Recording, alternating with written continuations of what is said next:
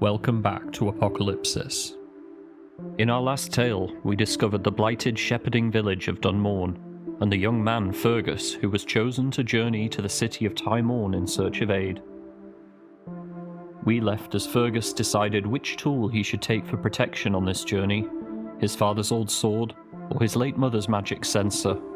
Fergus eyed the glinting sword, but a voice in his mind reached out for the censer.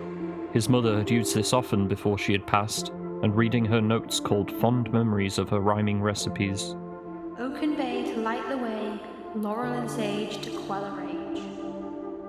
He was awoken at first light by the sound of rutting bucks, battling for a chance to survive another year. An auspicious break in the rain gave way to a bright morning, with light mists rising from the hills and cloaking the early light in a haze. After breakfast, which his father prepared, he began to tack and saddle his horse, named Crag.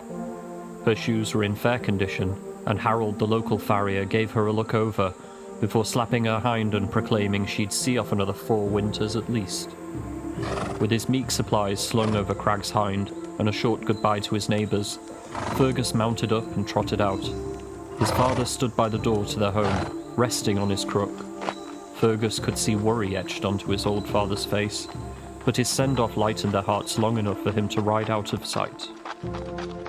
Day 1. The Forests of Morn.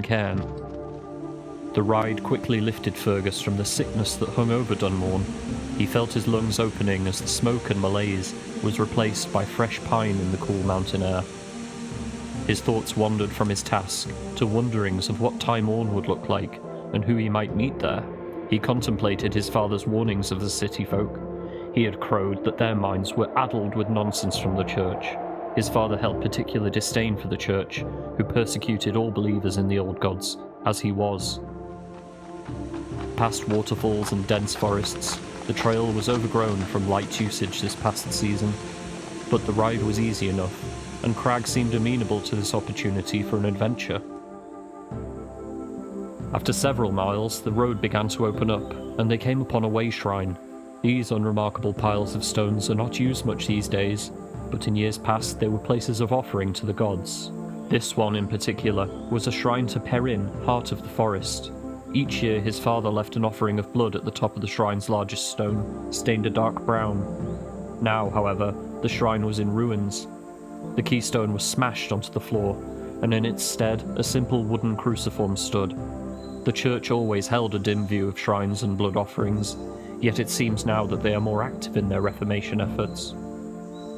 As the light began to fade, the quiet of the forest grew heavier. Fergus knew his travels were still far, and set up camp at the remains of the shrine. A small crackling fire kept him and Crag warm between the trees. He read his mother's notes, and lit a censer of laurel and sage to protect them in the night, before slipping into a dreamless sleep. Day 2. At the Watchtower. At first light, Fergus set off. Crag was not happy with this pace he wished to set, especially now that the air had turned cold, but she complied after a bribe of extra oats. This was now the hardest riding of the journey. The easy, soft forest trails were behind them, and the main road was yet to begin. They both had to be alert and steady. As the air warmed slightly in the morning sun, the ruins of the familiar old watchtower came into sight.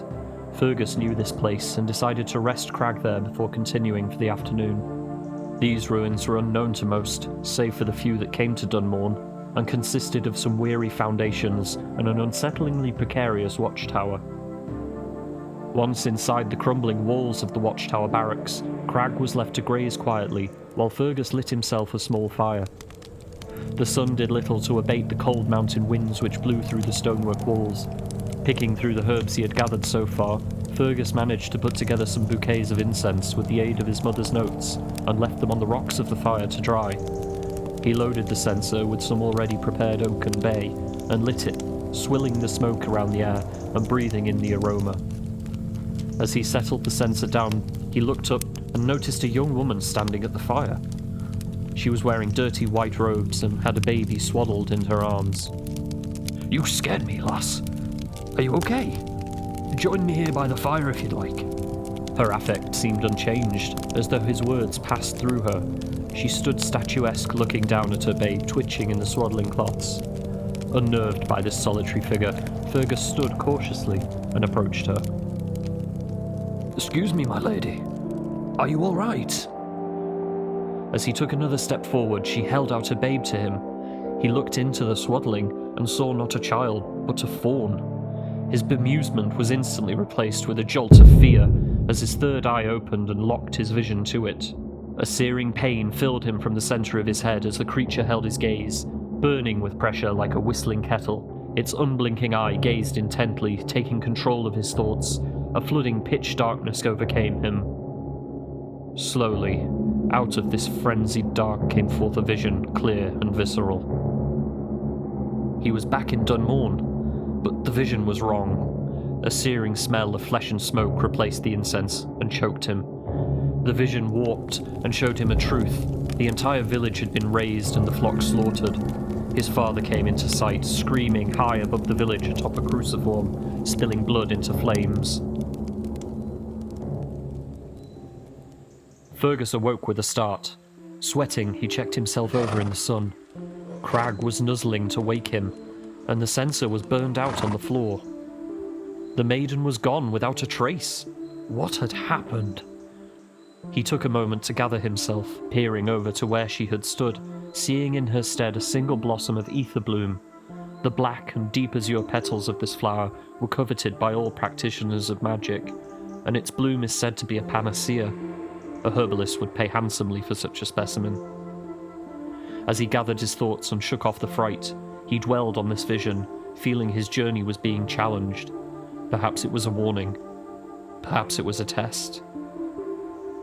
Should he continue to Taigh Morn as quickly as possible, or turn around immediately and race back to Taigh Morn? Vote now on Patreon.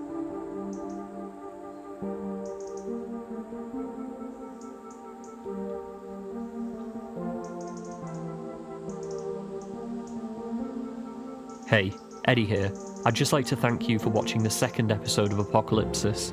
If you have any questions, thoughts, or ideas, please leave a comment. I'll read and reply to them all. Leaving a like really helps me know if these videos are worth the massive amount of time they take to prepare, so I appreciate every one, and hitting subscribe is even better. If you want to participate and get behind the scenes content like unreleased artwork and lore, and access to voting in the polls, then my Patreon is available in the description. I also have a free tier available for onlookers to keep updated too. Thanks for watching, Eddie.